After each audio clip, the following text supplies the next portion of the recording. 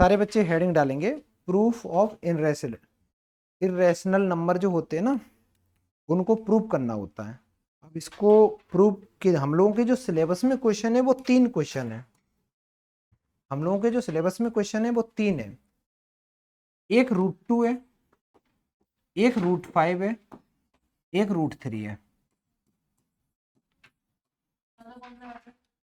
Actually syllabus में 3 है, तीनों में से कोई भी आ सकता है, लेकिन अब तुम्हें क्या है ना कि इसके बेसिस पे बहुत ढेर सारे सवाल बनते हैं। अगर मैं सवाल लिखूं क्या क्या हमें करने हैं इसमें, तो एक तो ये प्रूव करना होगा, दूसरा नंबर पे बेटा ये वाला क्वेश्चन प्रूव करना, तीसरे, और सारे एक जैसे हैं, सारे ही एक जैसे हैं।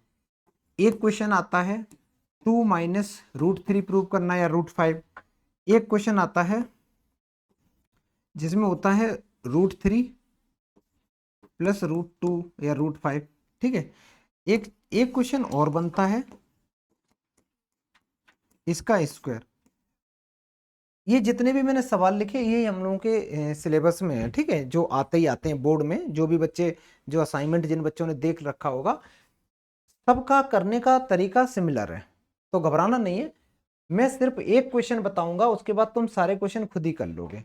केवल इनका थोड़ा सा अलग तरीका है, स्क्वायरिंग करनी पड़ जाती है, बाकी के सारे एक जैसे हैं। ठीक है, तो सारे बच्चे पहला सवाल लिखते हैं। ये लिख लिया तुम लोगों ने? लिखना चाहो लिख लो, लिख लो, इसके नीचे तुरंत हेडिंग डाल के लिख लो, पता रहेगा कि अच्छा इतनी चीजें हमें सीखनी, बस लिख लो। अच्छा देखो बेटा, इतने क्वेश्चन हैं। अब इसको हम लोग स्टार्ट करते हैं यहां से। एक मैं करा रहा हूं, बाकी तुम लोग करोगे। एक का प्रोसेस समझ लो पहले। एक चीज तो पक्की है, रैशनल नंबर क्या होते हैं कोई बताएगा? कोई भी बताए रैशनल नंबर क्या होते हैं? जिन नंबर को p/q के फॉर्म में लिखते रैशनल कहते हैं। जैसे मान लो बेटा मैंने 2 लिखा, 2/1 लिख सकते हो, रैशनल है। मैंने लिखा 3/2, ये भी रैशनल है। मैंने लिखा 2/3, ये भी रैशनल। मैंने 0 लिखा, आप बताओ? रैशनल है बेटा। 0/1 भी तो लिख सकते हो इसको। मतलब दो इंटीजर जो नंबर होते हैं उनको डिवाइड आपस में कर दो, रैशनल नंबर हो जाता है। अच्छा जी, अब मैं थोड़ा सा और समझाता हूं। लेकिन रूट के अंदर में जब कोई ऐसे √2, √3, √5 इस टाइप के नंबर होते, वो प्रॉपर रैशनल नहीं होते, वो इरेशनल नंबर होते हैं। ठीक है, अच्छा अब तो मैं क्या करूंगा, इसको बिल्कुल उल्टा ज्यूम करके चलूंगा। ऐसे ऐसे करेंगे, ये स्कूल में भी किया होगा। Latus assume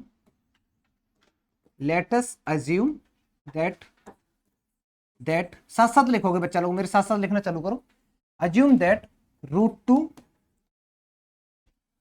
latus assume that √2 is a rational number. है इरेशनल, मेरे को भी पता है, बट मैं क्या लेके चल रहा हूं इसको? रैशनल नंबर लेके चल रहा हूं। है कैसा ये?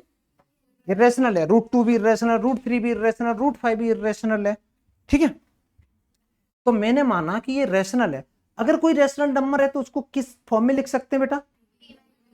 लिख सकते हैं। तो मैं एक काम करता हूं, मैं लिख सकता हूं, तो √2 = PQ न मान के मैं A/B लिख दूं। PQ की जगह मैं A/B लिख रहा हूं। और A और B,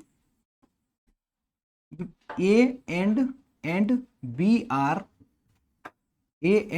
आर को प्राइम। कोई कभी भी पूछे को प्राइम क्या होता है, तो को प्राइम का मतलब होता है कि जिनका HCF 1 होता है उनको को प्राइम बोलते हैं। 2 नंबर का जब HCF 1 होगा तो क्या बोलेंगे बच्चा उनको? रट लोगे ना? जैसे मैं बोलूं एक नंबर 2 है, एक नंबर 3 है, इनका HCF 1 ही आएगा तो को प्राइम हो गए। तो तुमने एक नई चीज सीखी कि दो कॉन्जिक्यूटिव अगर मतलब कोई भी मैं 2 नंबर ले रहा हूं को प्राइम, तो उसका मतलब है तो उनका दोनों का कॉमन फैक्टर नहीं होना चाहिए। समझ में आ गया? नहीं नहीं, एलसीएम 1 नहीं होगा। एलसीएम कैसे 1 होगा? एक नंबर 2 है, एक नंबर 3 है, एलसीएम क्या होगा? बोलो बोलो बोलो बोलो। 6 हो जाएगा ना, समझ में आया? उनका प्रोडक्ट हो जाएगा। ये लिखा, तो मैंने लिखा √2 = ये। अच्छा क्रॉस मल्टीप्लाई करा दो, ये b इधर लेके आ जाओ।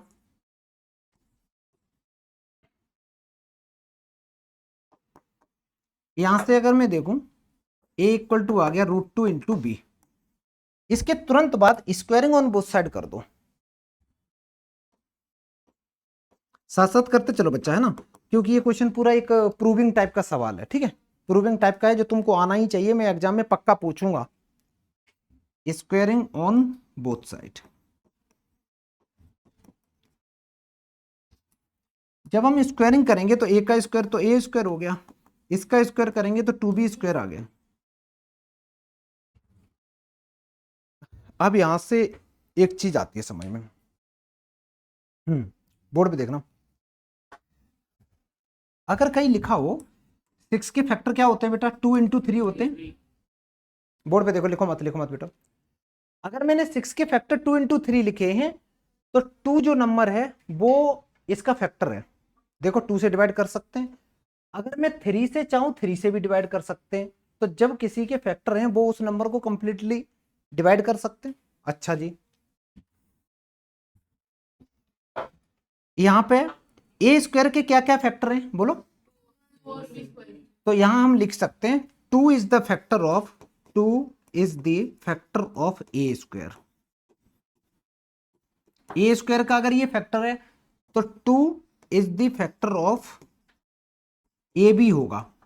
मतलब अगर ए स्क्वायर का फैक्टर ये है तो ए का भी होगा। समझ में आया? अगर ए स्क्वायर का है तो ए का भी होगा। सारे बच्चे लिखो इसको अच्छे से, साथ साथ लिखो। अब देखना बेटा, इतना लिखा यार, यहां से मेरे को एक चीज समझ में आ रही कि 2 अगर फैक्टर ए का भी है ए स्क्वायर भी है तो मैं ऐसे लिखूंगा, पुट ए इक्वल टू में 2 टाइम्स कुछ कांस्टेंट मान ले रहा हूं सी। ठीक है, 2 टाइम्स कुछ कांस्टेंट मान ले रहा हूं सी, और ये इक्वेशन नंबर मैंने 1 ले ली और ये यहां पे ले जाके पुट कर दो, क्योंकि ए स्क्वायर का फैक्टर ए 2, ए स्क्वायर का भी फैक्टर है 2, ए का भी फैक्टर है, तो मैंने लिख दिया ए जो है वो 2 टाइम्स समथिंग है। समझ गए?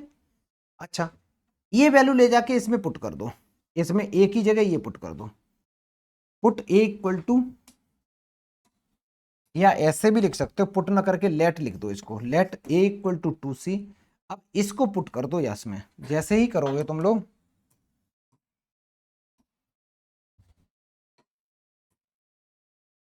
तो ये बनेगा 2c का स्क्वायर इक्वल टू 2b का स्क्वायर।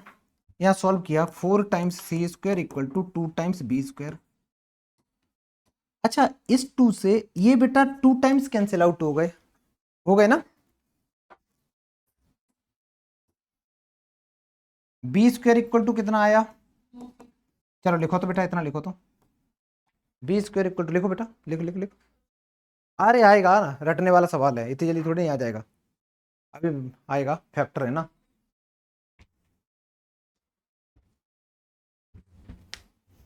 जब तक हम लोग 2-3 सवाल नहीं करेंगे तब तक नहीं जाएगा समझ में अच्छे से। अभी सिर्फ इतना जानो का, अच्छा मैंने इसको ए बी लिया, फिर ए स्क्वायर इक्वल टू 2 टाइम्स आया, इसका मतलब 2 is the factor of A square है, तो 2 ए का भी फैक्टर है। फिर मैंने उसको ए इक्वल टू 2c ले लिया, ये ले जाके जब इसमें पुट किया, ए की जगह पुट किया, ए की जगह 2c पुट किया, स्क्वायर था तो 2 का स्क्वायर 4, c का स्क्वायर c स्क्वायर। अच्छा, इस 2 से ये कट गया क्योंकि मल्टीप्लाई कर रहा है, इधर जाके डिवाइड करता। अब ये बन गया 2c स्क्वायर है बी स्क्वायर, तो मैंने बी स्क्वायर इक्वल टू ये लिख दिया। अब फिर से वही कहानी, B square equal to 2c square है, तो मैं ऐसे लिख सकता हूं 2 इज द फैक्टर ऑफ, बोलो क्या लिखूं, 2 is the factor of, 2 is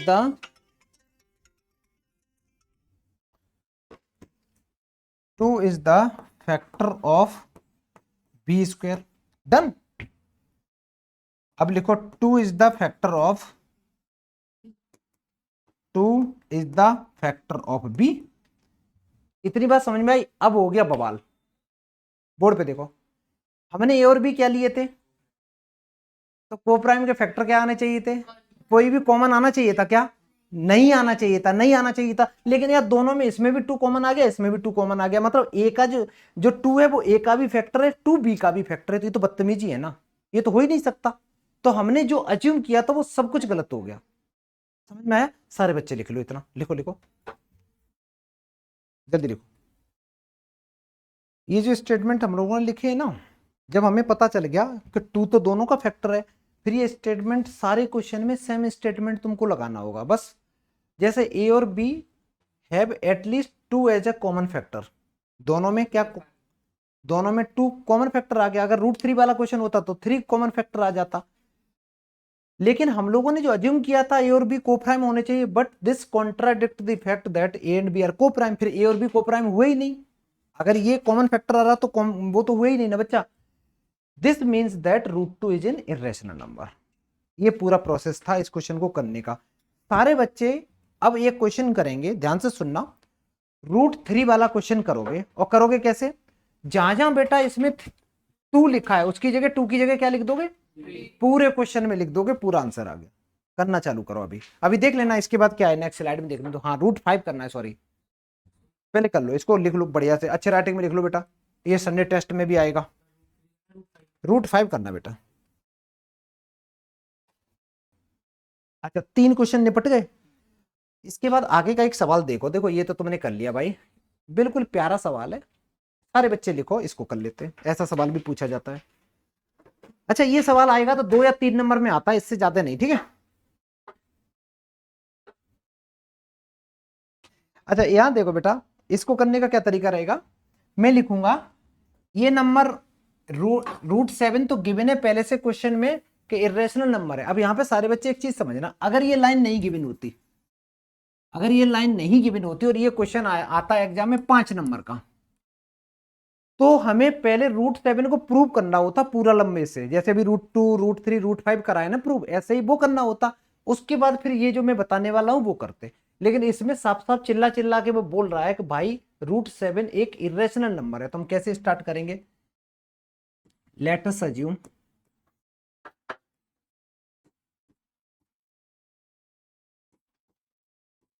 साथ साथ लिखते चलो, 5 + 2 root 7 is a rational number. मैंने इसको एक रैशनल नंबर कंसीडर कर लिया, मैंने बच्चा इसको एक रैशनल नंबर कंसीडर करा। अच्छा रैशनल नंबर को किस फॉर्म में लिख सकते हो? बस लिख दो, देयरफॉर 5 + 2 रूट 7 को हम लिख सकते हैं a/b के फॉर्म में। और a और b दोनों क्या है बेटा? Where a and b are coprime. Coprime की डेफिनेशन क्या होती है? HCF जो होता है a, b का, वो बेटा 1 होता है। बहुत बढ़िया, ये हर बार लिखनी ये बातें, ठीक है। कहीं भी खासकर ये प्रूविंग के जो सवाल होते हैं उनमें टीचर तुम्हारे पक्का नंबर काटता है, तो इनमें गलती मत कर लो, इनको तो एकदम रट लो बढ़िया से। अच्छा बेटा ये जो 5 यहाँ प्लस है, प्लस का है, उधर जाके क्या हो जाएगा? तो ये लिखो 2 रूट 7 = a/b - 5। राइट में एलसीएम ले ले, तुम बता बच्चा एलसीएम क्या होगा राइट का? राइट साइड का एलसीएम बता बेटा, ट्राई कर। 5 के नीचे क्या लिखा है? वेरी गुड, 1 लिखा है। एलसीएम समझ में ना आए ना तो क्रॉस मल्टीप्लाई कर दिया करो, b का इधर 1 का इधर, तो कितना b × 1 b हो गया। इसका ये तो ऐसे ही रहा, और ये बन गया माइनस का 5 × b। समझ में आ गया सारे बच्चों को? डन। ये 2 टाइम्स रूट 7 है यार, ये 2 यहां मल्टीप्लाई कर रहा, उधर जाके क्या करेगा? डिवाइड करेगा। तो root 7 = a - 5b divided by 2 × b।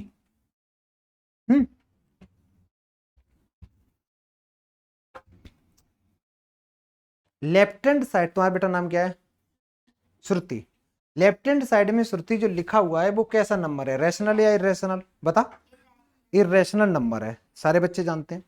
तो लेफ्ट हैंड साइड में जो नंबर है, लेफ्ट हैंड साइड में, तो ये एक इरेशनल नंबर है। नहीं अब मैं ऐसे भी लिख सकता हूं, मैं ऐसे लिखूंगा, प्रॉपर एक स्टेटमेंट होता है, मैं वो लिख रहा हूं।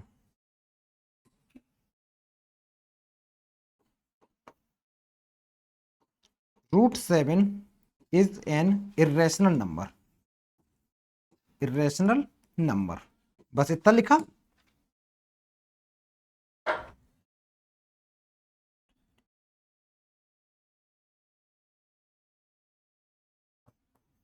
आगे लिखो, here a and b, a and b, a and b are coprime, therefore a - 5b/2b। अगर बेटा दो कोप्राइम नंबर हैं और उनको तुम आपस में ऐड कर दो, ये डिवाइड कर दो, है ना, तो वो ओवरऑल नंबर रहता है वो रैशनल रहता है। ठीक है, तो लिखेंगे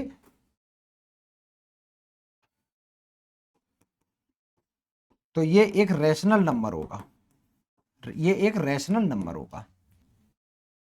अब हो गया भाई बवाल, लेफ्ट हैंड साइड में कैसा नंबर आया, इरेशनल, राइट हैंड साइड में कैसा आया, रैशनल। ये तो हो ही नहीं सकता, अगर एक इक्वेशन लेफ्ट में इरेशनल है राइट में रैशनल है तो ये तो हो नहीं सकता, है ना, ये तो हो नहीं सकता। तो इसका मतलब जो हमने एज्यूम करा था वो क्या हो गया, तो हम लिखेंगे left hand side is not equal to right hand side, या ऐसे लिख दो। ठीक है।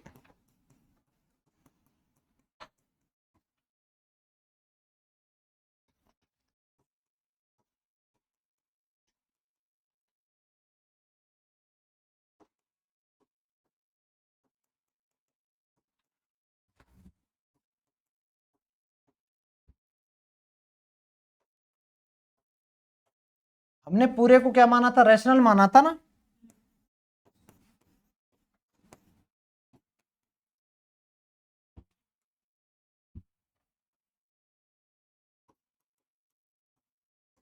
देयरफॉर या hence, hence 5 plus 2√7 is a rational number, is a rational number. है गलत लिख दिया।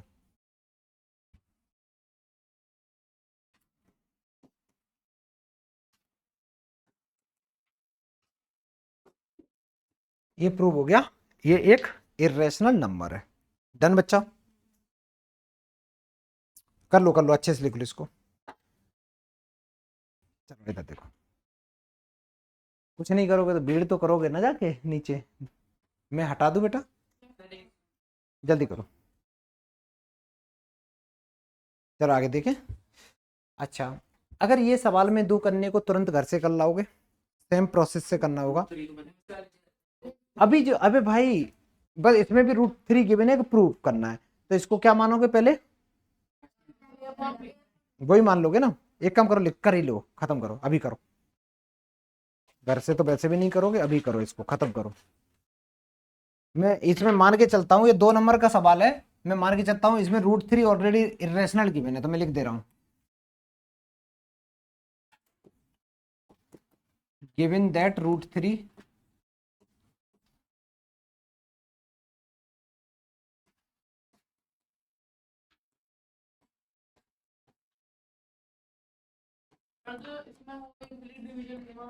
इक्वलिट्स डिवीजन लेमा हमारे सिलेबस में नहीं है बेटा, ठीक है। अरे नहीं नहीं है, करना नहीं है, ठीक है।